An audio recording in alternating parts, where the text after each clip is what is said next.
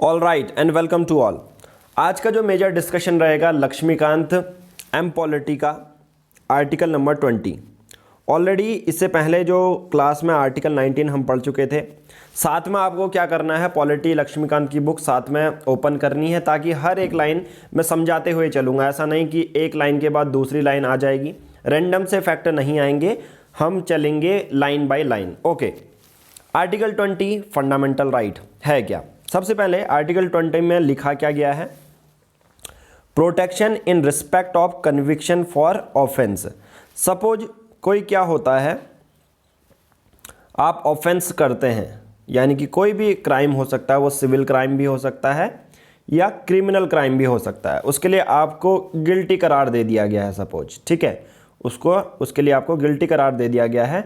तो आपके लिए उसमें कौन कौन से प्रोटेक्शन के प्रोविज़न है, यानी कि आपने कोई क्राइम कर दिया है, चाहे वो सिविल क्राइम है, क्रिमिनल क्राइम हो, तो उसके बेसिस पर आपको कौन कौन सी प्रोटेक्शन मिलेगी, ठीक है, अंडर आर्टिकल 20, यानी कि संविधान में हमारे लिए उसके लिए कौन कौन सी प्रोटेक्शन है, उसको हम डिटेल में डिस्कस करेंगे। उससे पहले बट अगर आप यूपीएससी की प्रिपरेशन कर रहे हैं, यूपीएससी एनसीईआरटी टेस्ट सीरीज आपको चाहिए, प्रीवियस ईयर के भी होंगे, एम लक्ष्मीकांत के भी होंगे, उसमें टेस्ट सीरीज, सीसेट के भी होंगे, मेंस एंड ऐसे टॉपिक वाइज आपको क्वेश्चन मिल जाएंगे, ठीक है। अगर आप 14 नवंबर से पहले लेते हैं तो वो 500 का नहीं, आपको 349 का मिल जाएगा। लेना कैसे है, दिए गए नंबर पर गूगल पे, फोन पे कर सकते हैं और हम आपको गूगल ड्राइव में ऑफलाइन पीडीएफ सेंड करेंगे। उसके साथ साथ आप हमारा ईयरली सब्सक्रिप्शन भी ले सकते हैं 499 रुपीज़ का, वो भी 14 नवंबर तक दिवाली सेल में 349 का है। तो डेली के बेसिस पर द हिंदू के notes, NCERT class 6 to 12 gist मिल जाती है, आंसर राइटिंग आप कर सकते हैं और फ़ोन गाइडेंस आपको मिल जाती है। लेना बहुत सिंपल है, दिए गए नंबर पर गूगल पे या फ़ोन पे कर सकते हैं और जो भी पेमेंट आप करेंगे उसकी स्क्रीनशॉट सेम नंबर पर हमें व्हाट्सएप करनी है। उसके बाद हम आपको 3 प्राइवेट ग्रुप से ऐड कर लेंगे, जहाँ पर स्टडी मटेरियल में डेली के बेसिस पर पीडीएफ है आपको मिल जाएगी। यूपीएससी पेड ग्रुप डिस्कशन के बेसिस पर डेली के बेसिस पर आप आंसर राइटिंग कर सकते हैं। प्राइवेट करंट नोट्स के बेसिस पर डेली के बेसिस पर जो द हिंदू के नोट्स होते हैं एक्सक्लूसिव, वो भी आपको मिल जाते हैं और आंसर राइटिंग भी आप कर सकते हैं। नाउ अब आपको जानना है कि क्या लिखा गया है आर्टिकल 20 में। सबसे पहले जैसे मैंने ओवरऑल आपको एक मेजर सा हल्का सा ओवरव्यू दे दिया, यानी कि आप कोई क्राइम करते हैं, आप यानी कि कोई एक्स पर्सन कोई क्राइम करता है सिविल या क्रिमिनल नेचर का, तो उसके लिए कौन कौन सी प्रोटेक्शन दी गई है। पहला, आपको कभी भी प्रोटेक्शन मिलती है against arbitrary and excessive punishment to accused person. पहला यह है कि आपको कोई भी आर्बिट्ररी नेचर के बेसिस पर अरेस्ट नहीं कर सकता है, या आपको जितनी कानून के अंदर पनिशमेंट बताई गई है उससे एक्सेसिव पनिशमेंट आपको नहीं दे सकता है, ठीक है। लक्ष्मीकांत का आर्टिकल 20 का पहला ही लाइन से मैं शुरू कर रहा हूँ, ठीक है, चाहे आप सिटीजन हैं या फॉरेनर है, ठीक है, ये चीज़ याद रखना, ये सिटीजन और फॉरेनर दोनों के लिए ही यूज़ होगा। तो सबसे पहले आप सबको पता चल गया आर्टिकल 20 में क्या होता है, अगेंस्ट आर्बिट्री। आर्बिट्री का मतलब होता है अपने मनचाही पनिशमेंट आपको नहीं दे सकता, जो मन में आ रहा है, जो चाहे वो पुलिस ऑफिसर है, चाहे कोई भी है, ठीक है, और एक्सेसिव पनिशमेंट आपको नहीं दे सकते हैं, ठीक है। ओके, ये जो राइट है, फंडामेंटल राइट है, ये फॉरेनर्स के लिए भी होता है, ठीक है, फॉरेनर्स के लिए भी होता है और सिटीजन्स के लिए भी होता है, ये आपको याद रखना है। ओके, अब नाउ मैं 3 प्रोविज़न बताता हूँ जो आर्टिकल 20 लिखे गए हैं। 3 प्रोविज़न जो हैं आर्टिकल 20 लिखे गए हैं। प्रोविज़न नंबर ए में लिखा है no ex post facto law. इसका मतलब क्या होता है, इसका मतलब बहुत सिंपल सी बात कही गई है कि no person shall be convicted of any offence except for violation of law in force at the time of commission of act, ठीक है। इसका मतलब क्या है, किसी भी पर्सन को गिल्टी करार नहीं दिया जाएगा, ठीक है, एक्सेप्ट, सपोज मान के चलो एक्स पोस्ट फैक्टो लॉ का मतलब क्या होता है, बहुत सिंपल सी बात है, ठीक है। इसका मतलब क्या होता है कि a law that imposes penalty retrospectively that is upon act already done. यानी कि क्या है, एक्स पोस्ट फैक्टो का मतलब क्या होता है, सपोज कोई क्रिमिनल कोई क्राइम करा है किसी पर्सन ने 2010 में, अब उस समय उस क्राइम की डेफिनेशन मेंशन नहीं थी, ना ही किसी कानून में, ना ही किसी चीज़ में। अब मान के चलो 2020 में उस क्राइम की डेफिनेशन बता दी गई, ठीक है, कि ये पर्टिकुलर क्राइम जो भी किया है पास्ट में वो क्राइम की डेफिनेशन कानून के अंदर ला दी गई। तो जिस पर्सन ने वो क्राइम किया है 2010 में, उसकी सज़ा उसको अभी नहीं मिल सकती। ठीक है, तो इसका मतलब यही होता है no ex post facto law, यानी कि जो क्राइम की डेफिनेशन ही मेंशन नहीं थी और कोई पर्सन ने वो क्राइम किया है पर डेफिनेशन मेंशन नहीं है कि पर्टिकुलर उसके लिए कोई कानून लाया नहीं गया है, तो उसके लिए उसको बाद में सज़ा नहीं मिलेगी, ये याद रखना। ठीक है, यानी कि 2009 में किसी एक्स पर्सन ने कोई भी क्राइम किया है, उसकी डेफिनेशन पता नहीं थी, ना कानून में लिखी गई थी ना संविधान में, बट 2020 में सपोज वो क्राइम जो है कानून के अंदर ला दिया जाता है कि पर्टिकुलर वो क्राइम डिफाइन कर दिया जाता है। तो इसका मतलब ये नहीं रहेगा कि किसी पर्सन ने 2009 में वो क्राइम किया है तो उसकी सज़ा उसको 2020 में मिलेगी। तो ये क्रिमिनल एक्ट के बेसिस पे मैं बात कर रहा हूँ। ओके, तो इसका मतलब यही है, फिर इसका मतलब आप समझ चुके होंगे कि कोई भी no ex post facto law. Okay, तो पहला ये हो गया। दूसरा इसका पार्ट क्या है, ए का सेकंड पार्ट क्या है, subject to a no person shall be subject to a penalty greater than the prescribed by the law. Suppose law कहता है, कानून कहता है किसी एक पर्सन को 5 साल की सज़ा होगी। ठीक है, 5 साल की सज़ा होगी, तो उसके बाद एट द कमीशन जिसमें ही वो एक्ट किया गया है उस पर लिखा गया है कि पर्टिकुलर एक सज़ा के लिए, उस सज़ा के लिए 5 साल की आपको सज़ा दी जाएगी, जेल में आपको डाला जाएगा, 2000 रुपये फाइन किया जाएगा। तो जब तक उस कानून में सुधार नहीं किया गया है तो कोई भी पर्सन होगा उसको ऐसा नहीं कि यार 5 साल के बदले आप 10 साल में जेल में रहोगे, ऐसा नहीं किया जा सकता। ओके, तो आपको आई थिंक ये पहला चीज़ क्लियर होगी, no ex post facto law. Ex post facto law का मतलब क्या होता है कि रेट्रोस्पेक्टिव नेचर, यानी कि पिछला कोई क्राइम किया है तो वो एप्लीकेबल होगा अभी 2020 में भी, पर उसकी सज़ा क्रिमिनल नेचर वाले को नहीं मिलेगी। ठीक है, तो आई थिंक वो समझ चुके होंगे। दूसरा जो बी पार्ट है, नो डबल जियो पैरोडी।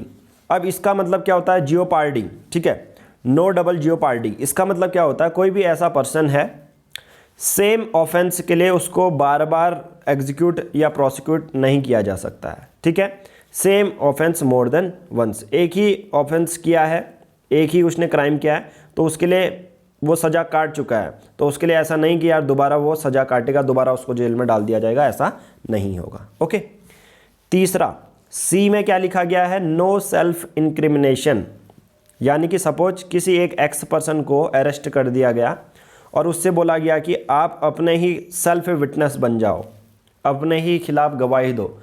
ठीक है, तो no person accuse of any offence shall be compelled, उसको ऐसा फोर्सफुली कंपेल्ड नहीं किया जाएगा। अपने मन से वो कबूलना चाहे तो सही है, पर फोर्सफुली कभी होता है ना, पुलिस स्टेशन में कंपल किया जाता है। बट आप सबको पता होना चाहिए कि पुलिस स्टेशन में चाहे वो कुछ भी बोले, चाहे कुछ भी बोले, उस गवाही को नहीं माना जाता, चाहे वो कुछ भी कबूले। अगर वो कोर्ट के सामने जब तक वो चीज़ कबूल नहीं रहा है तो उसको सज़ा नहीं मिलेगी। ठीक है, तो इसका मतलब ये होता है। तो 3 चीज़ें हो गई, 3 चीज़ें, no ex post facto law, यानी कि पास्ट में किसी ने कुछ क्राइम किया है, उस समय उस क्राइम की डिफाइन नहीं किया गया था, तो इसका मतलब ये नहीं कि 2020 में उस क्राइम की डेफिनेशन आ चुकी है तो उसका उस पर्सन को उसकी सज़ा मिलेगी। पहला ये है।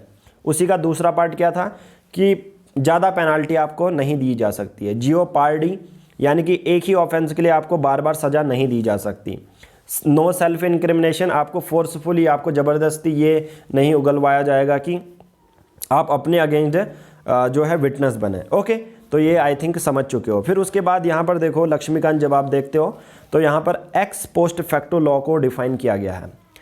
एक्स पोस्ट फैक्टो लॉ क्या होता है, दैट इम्पोजेस पेनाल्टी रेट्रोस्पेक्टिवली। ठीक है, तो जो पहले ही किया जा चुका है एक्ट, ठीक है, वो ऑलरेडी मैं बता चुका हूँ। तो no ex post facto law बोला गया है हमारे संविधान में। ओके, इसका मतलब समझ चुके होगे आप। तो अब आर्टिकल 20 के अंदर ये बोला गया है कि जो एक्स पोस्ट फैक्टो लॉ है वो एप्लीकेबल नहीं होगा, यानी कि किसी ने पास्ट में कुछ क्राइम करा है तो उसकी सज़ा उसको अभी नहीं मिलेगी। ठीक है, जनरली वो क्रिमिनल नेचर का होता है। अब एक्सेप्शन मैं बताता हूँ। ठीक है, अब क्या होगा, ये लिमिटेशन सिर्फ क्रिमिनल लॉज के लिए है, सिर्फ only for criminal laws.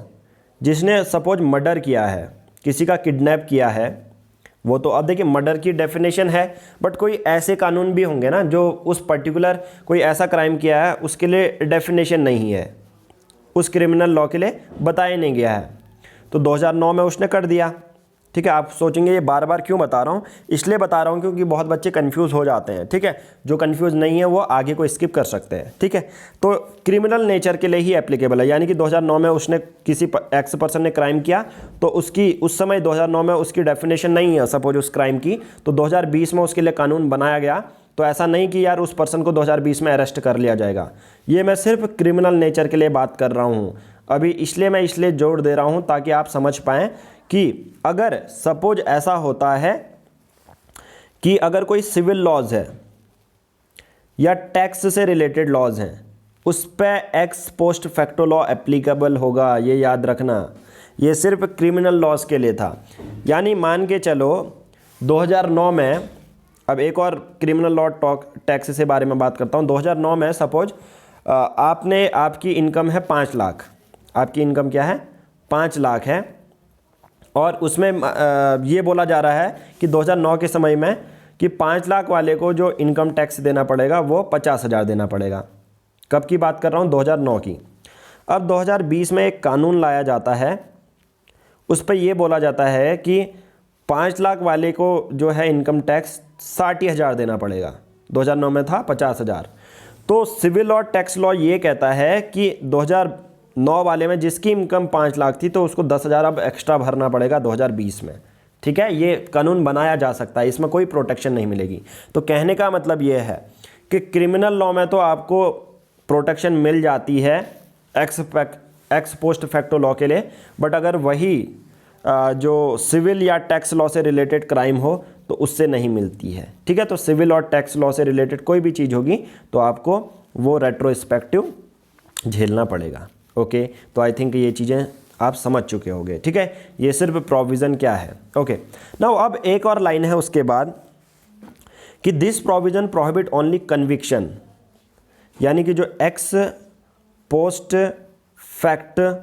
Facto law है वो कन्विक्शन से हमें बचाता है, यानी कि हम गिल्टी करार नहीं दिए जा सकते हैं पिछला जो हमने क्राइम किया है, बट ये प्रोहिबिट नहीं करेगा ट्रायल ऑफ, यानी कि हमारा ट्रायल तो होगा ही होगा। ठीक है, ट्रायल होगा पर कन्विक्शन नहीं होगा। ओके, ये चीज़ याद रखना, ट्रायल का मतलब कोर्ट तक आपको ले जाया जा सकता है। Okay, now finally the protection जो इम्यूनिटी मिलती है under this provision can not be claimed in case of preventive detention. Okay, preventive detention का मतलब क्या होता है, सपोज किसी एक पर्सन को लग रहा है कि फ्यूचर में वो क्राइम करने वाला है, अभी तक हम सब पास्ट के बारे में बात कर रहे थे। ठीक है, बट अगर कोई पर्सन फ्यूचर में क्राइम करने वाला है, प्रिवेंटिव डिटेंशन, फ्यूचर में लग रहा है सस्पेक्ट वो क्राइम करेगा, तो ऐसा नहीं कि आर्टिकल 20 के अंदर आपको इससे कुछ प्रोटेक्शन मिलेगी, आप प्रिवेंटिव डिटेंशन के अंदर अरेस्ट किए जा सकते हो। ठीक है, ओके, अब इतना सब समझ गए। अब उसके बाद नेक्स्ट पैरा मैं बताता हूँ, नेक्स्ट पैरा क्या है। अब जियोपार्डी के बेसिस पे प्रोटेक्शन कैसे मिलती है। अब देखो, जो प्रोटेक्शन होगी ना जियोपार्डी के अगेंस्ट, वो सिर्फ कोर्ट के सामने या जुडिशियल ट्रिब्यूनल के सामने ही आपको मिलेगी।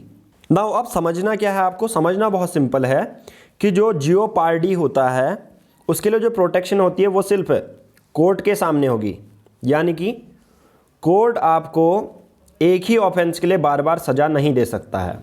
ठीक है, कोर्ट आपको या कोई भी जुडिशियल ट्रिब्यूनल है एक ही ऑफेंस के लिए बार बार सज़ा नहीं दे सकता।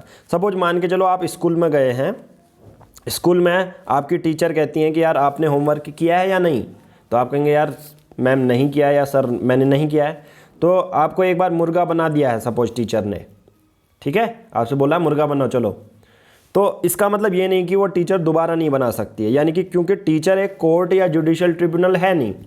टीचर तो आपको एक ही ऑफेंस के लिए 10 बार आपसे बोल देगी 10 बार लाइन लिख के आओ, जाओ ये गलत किया है तो 10 बार लिखो इसको बार बार। तो यानी कि जो टीचर है या जुडिशियल या सिंपल सी बात है कोर्ट नहीं है, तो वो एक ही ऑफेंस के लिए आपको बार बार सज़ा दे सकती है। इसमें आपको कोई प्रोटेक्शन नहीं मिलेगी, आपको प्रोटेक्शन मिलेगी सिर्फ कोर्ट के सामने, यानी कि कोर्ट आपको बार बार जो है सज़ा नहीं दे सकता है। ओके, तो ये भी चीज़ें क्लियर हो गई होंगी। तो एट द एंड आपको क्या समझना है, it is not available before the departmental, या एडमिनिस्ट्रेटिव ऑथोरिटीज़ के सामने आपको जियोपार्डी की प्रोटेक्शन नहीं मिलेगी। Okay, clear. नाउ लास्ट हम करते हैं आर्टिकल 20 का, फिर उसके बाद ख़त्म करते हैं ये लेक्चर। अब देखो, जो प्रोटेक्शन अगेंस्ट सेल्फ इंक्रिमिनेशन है, यानी कि आप अपने ही अगेंस्ट विटनेस नहीं बन सकते, आपको कंपेल नहीं किया जा सकता, मतलब फोर्सफुली। अगर आपको लगता है आपने क्राइम नहीं किया तो आपको ऐसे ज़बरदस्ती उगलवाएंगे नहीं कोई चीज़, ठीक है। अब जो प्रोटेक्शन है वो बोथ ओरल भी है, यानी कि आपसे ओरली कुछ नहीं बुलवा सकते हैं, एंड डॉक्यूमेंट्री एविडेंसेस भी है। डॉक्यूमेंट्री एविडेंसेस भी है, यानी कि आपको ज़बरदस्ती कुछ लिखवाया नहीं जा सकता। हावेवर कुछ ऐसी चीज़ें एक्सेप्शन है जो आपसे करवाई जा सकती हैं, यानी कि compulsory production of material object. अब आपसे कहा गया है यार कि कोई एक्स पर्सन है, किसी ने मर्डर करा, तो सिंपल सी बात है यार, जो मटेरियल ऑब्जेक्ट है तो आपको देना ही पड़ेगा ना। आपने अपने चाकू देंगे, अपना नाइफ है, नाइफ से सपोज लगेगा पुलिस को यार इसने मर्डर किया होगा, तो आपको चाकू देना पड़ेगा। तो उस कंडीशन में ऐसा नहीं कह सकते हो कि यार मैं चाकू नहीं दूंगा अपना, या फ़ोन नहीं दूंगा अपना, ऐसा नहीं हो सकता, ठीक है। हालांकि अपने जो मुंह से ओरल एविडेंसेस हैं वो आप नहीं दे सकते हो, डॉक्यूमेंट्री एविडेंसेस आपके मर्जी है वो आप दें या ना दें, ओके। तो बट ये ऐसा नहीं कि यार मटेरियल ऑब्जेक्ट ना दें आप। दूसरा, आप compulsory production of thumb impression. अब आपसे पुलिस वाले कह रहे हैं कि यार अपना ये थंब इम्प्रेशन दो, हम देखना चाहते हैं आपकी फिंगरप्रिंट मैच कर रहे हैं या नहीं। तो आपको ये आर्टिकल 20 ये बिल्कुल प्रोटेक्शन नहीं देगा कि आप ना दें, आपको देना ही पड़ेगा पुलिस को, ठीक है। आपको सिर्फ किससे प्रोटेक्शन है, दो चीज़ों से है। तो दो चीज़ें हैं, समझ में आ गया, self incrimination, oral evidences and documentary evidences, okay. Now specimen signature, आपसे कोई बोला है हस्ताक्षर करो तो आपको देने ही पड़ेंगे, उसमें कोई वो नहीं है। आपसे बोला जा रहा है ब्लड सैंपल दो, ठीक है, ब्लड सैंपल दो, आपका ब्लड टेस्ट करना है, यानी कि आपको पता करेंगे ना पुलिस वाले कि यार किसी एक्स पर्सन ने मर्डर किया है या नहीं।